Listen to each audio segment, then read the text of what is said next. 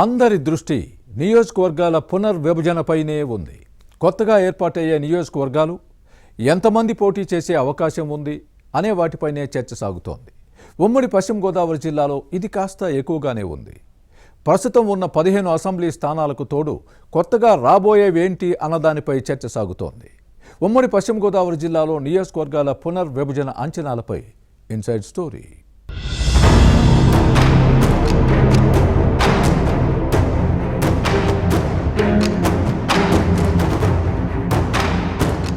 దేశ రాజకీయాల్లో ఇప్పుడు నియోజకవర్గాల పునర్విభజన, మహిళా రిజర్వేషన్ల అంశంపైనే చర్చ జరుగుతోంది.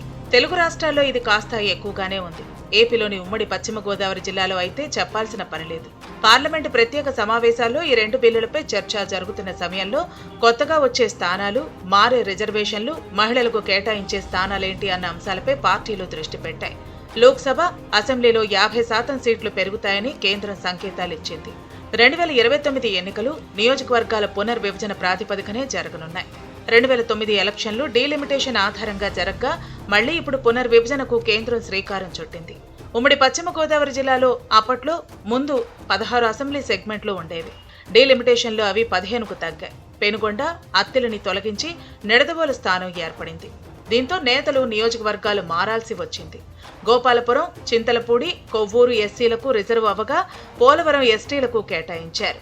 ఈ 4 రిజర్వ్డ్ స్థానాలు పోను మిగిలిన 11 స్థానాలు జనరల్ కేటగిరీలో ఉన్నాయి. ఇప్పుడు రిజర్వ్డ్ స్థానాల్లో ఏ మార్పు వస్తుందోనన్న చర్చ సాగుతోంది. ప్రస్తుతం ఉన్న 4 రిజర్వ్డ్ స్థానాల సంఖ్య 7కు పెరిగే అవకాశం ఉంది. ఇలా రకరకాల చర్చలు సాగుతున్నాయి.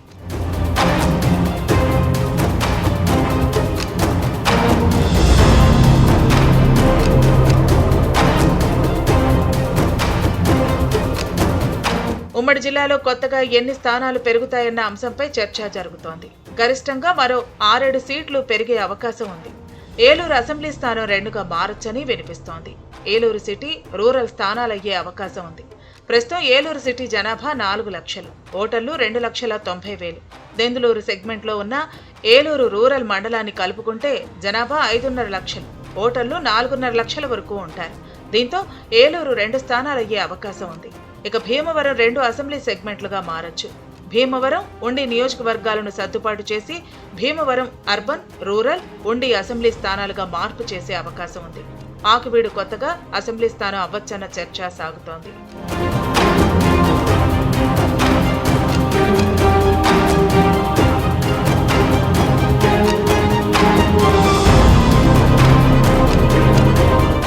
ఇక చింతలపూడి, పోలవరం నియోజకవర్గాల్లో మార్పు జరగనుంది. ఇవి 3 లేదా 4 స్థానాలుగా మారే అవకాశం ఉందని అంచనా. ఈ 2 నియోజకవర్గాల్లో 11 మండలాలు ఉన్నాయి. 5,20,000 మంది ఓటర్లు ఉన్నారు.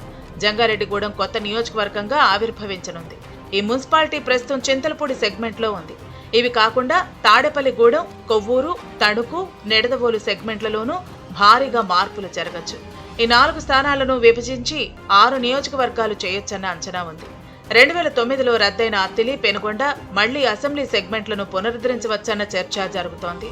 మరోవైపు 6-7 స్థానాలు వారికే రిజర్వ్ కానున్నాయి. పునర్విభజన కమిషన్ తీసుకునే నిర్ణయం తర్వాత ఈ అంశాలపై క్లారిటీ వస్తుంది. అప్పటి వరకు ఈ చర్చ ఇలానే కొనసాగుతుంది. మొత్తంగా ఏం జరుగుతుందో చూడాలి.